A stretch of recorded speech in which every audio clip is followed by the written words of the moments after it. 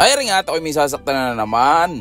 Ang sasaktan ko ho ngayon ay galing pa ho sa San Juan City, Manila. Pero arehong sina sir at ma'am ay galing pa ho ng Canada. Ayaw, naitangina Miles. Sadya naman hong lumaot na ng lumaot ang mga nakakarating din sa akin tatuan. Yung bakit, yung sa'yo yung... Hindi, ikaw muna. Ay, ako ba? Kay sir ho, malakay. Oo. Ang inyo ho? Ako, dito, yung peony na ano. Sige po. Flower. Si sir na ho muna. Hindi pa ho ako gumagawa ng design. Gawa ang gusto ko ho.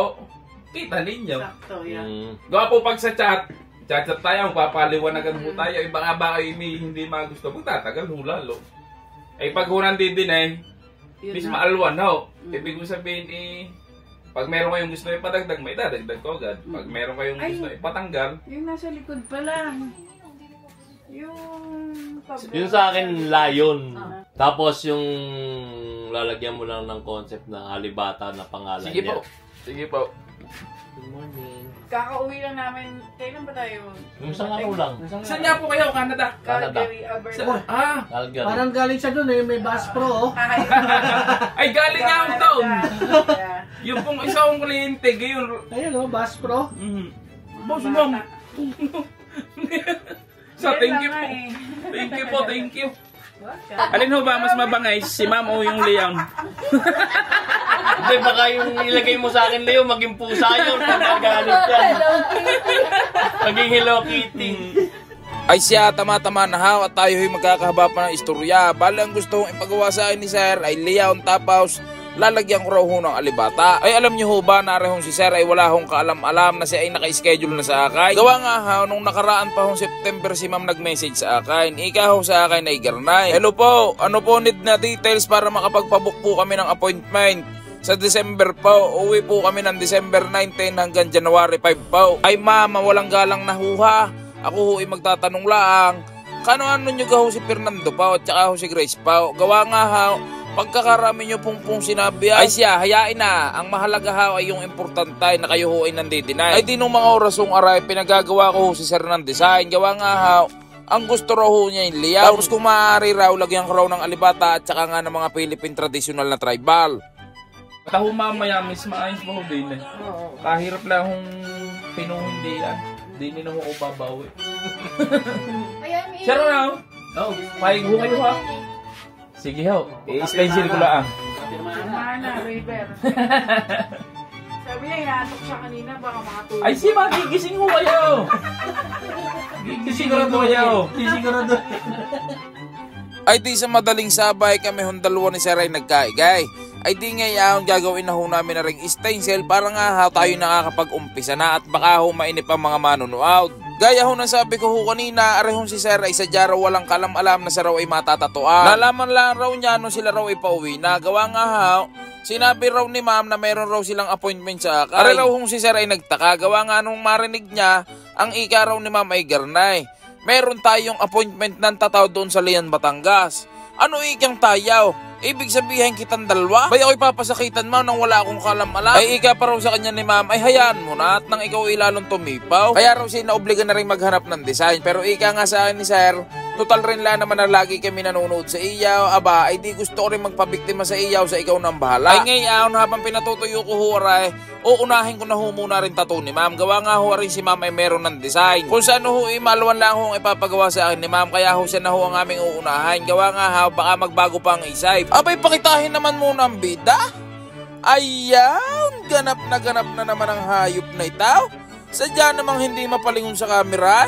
Nung naipakita ho ang bida, siyempre ipapakita ho ang setup ng lamesa. Tapos, ipapakita naman ho natin na rin napakaganda ho natin biktima. Ayan, ay di aray na nga at papaguhitan na ho na isang mga tikatay. Unang guhit, punay. Sa padalawang guhit, lasa ko'y tiko mampuwait. Ay di aray na nga, paghuga na ray ang inuuna ko sadya ay yung parteng ibaba. Para ho ang stencil ay hindi ho mabura. Pero ho sa buhay, ang inuuna ko ho sadya, aba, ay di ang aking pamilya. Gawa nga haw, sila ho ang pinakamahalaga. Nakakatuwa lang haw, gawa nga haw, isa na ho ang tataw sa mga pwede nyong iregalo sa inyong mga asawa. Gaya ho na rin si ma'am, ibiruin ho ninyo, niregaluhan ho ang kanyang asawa ng tataw.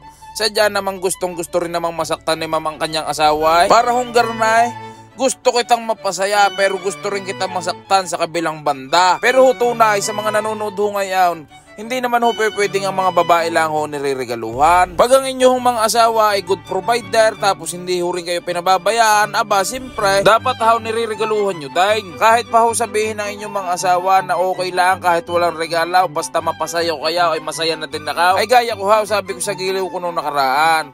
Ako'y huwag mo nang regaluhan at ako'y masaya na nang nabili ko ng mga gusto ninyo. Ay sa tunay ho, wala na ho ang gusto. Ang gusto ko na lang sadya, mapuno ho ang kalendaryo ko. Pero ho sa tunay, nung nakatanggap ho ako sa kanila ng regalo, aba, ay hindi ko ho sadya mapigilan ng pangiti ka. Mamaya ko na ho ipapakita yung resulta ng tattoo ni ma'am. Tapos, di naman ho tayo dadako sa tattoo ni sir.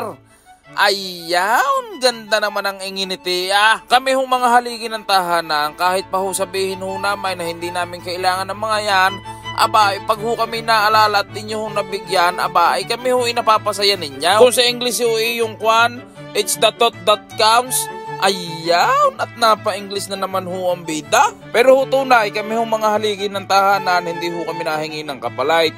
Pero ho kahit gano'n ho kasimple ang ibalik ninyo sa amin, sadya naman ho kami napapasaya ninyo ay. Gaya nga ho nasabi ko kanina, masaya na ho ako na naibibigay ko ho lahat ng gusto at pangangailangan ho ng pamilya ko. Ang gilo ko nga ho ay nagagalit na ho sa akin. Gawa nga ho, ang brief ko raw iluray na tapos lahat raw ng gusto nila ay binibigay ko pa. Ay kako nga, wag mong pinakikialman ng brief ko at ay ninapamahal na sa akin. Tsaka sa tunay ay ang luray kong brief ay na hindi nakita pag ako'y nakashort na. Nung narigaluhan ako ng brief ng asawa ko, sadya namang gilid ang luha ko ay. Kung sa English ho, mixed emotions, gawa nga ho, ako ho'y nalulungkot at mawawalay na ho sa yung aking brief. Tapos, tears of joy naman, gawa nga ha, mapapaltan na ho ang brief ko. May bago na ho akong wawad-waday na tulos triday. Pero ang tunay ho na kaya ka nahahabag, gawa nga ha, naaalala ka rin nila. Gaya nga ho nasabi ko sa inyo kanina, it's the thought that counts. Hindi na mahalaga kung mura lang o mamahalan yung iniregalo sa iyaw. Ang importante ho daw yung intensyon na mapasaya kanila. Kaya ho sa tunay, sir, napakapalad ho ninyo. Gawa nga ha, naisipan ho kayo ni ma'am na regaluhan ng garnay. Ay biruin ho ninyo, napasaya na kayaw, sinaktan pa kayaw. Hindi ho natin alam kung ano sadyang intention sa inyo ni ma'am. Kung sadyang kayo'y mahal o sadyang gusto lang kayong pasaktan. Parang ibinayad na para hindi lang mahalata. Ay doon ho sa mga tropa ho natin na umabot na ho sa parting itaw. Aba, ay maraming salamat ho sa panunod at pakikinig ninyo. Ay baka naman ho makakalambing sa inyo. Makikicomment naman ha kung taga saan ho kayaw para alam ko naman ha kung saan ho umabot ang bidyong itaw. At doon rin naman ho sa mga ilaw ng tahanan na nanonood ho sa mga oras na itaw. Aba, ay ano pang gagawin ninyo? Abay regaluhan nyo naman ang mga asawa ninyo. Pag ang mga asawa ninyo ay good provider at hindi kayo pinababayaan, aba, ay deserve rin ho ng mga asawa ninyo na regalaw. Hindi importante kung maliit man o malaki ang mapapabigay. Always remember, it's the thought that counts. Pero sa tunay, tayo ho pala'y nagkakahaba na naman ng istorya. Hindi ko ho namamalayan na arehong mga itinatatukaw ay tapos na ho pala. Abay ano pang gagawin? Ay ipakita muna natin yung itinatuko kay ma'am. Ayan! Ay tangina Miles! Ay teka, ipapakita pa ho natin yung isa. Pagkatibay na rin si ma'am Asa, dyan dalawa pang ipinalagay ay siya, di na naman tayo dumakaw sa itinatuko kay sir. Ayan! Ay tangina Miles! Sadya namang inip sa iyo mga manonood dahil. Ay ipapakita ko ho sa inyo kung ano sadya naging reaksyon ni sir.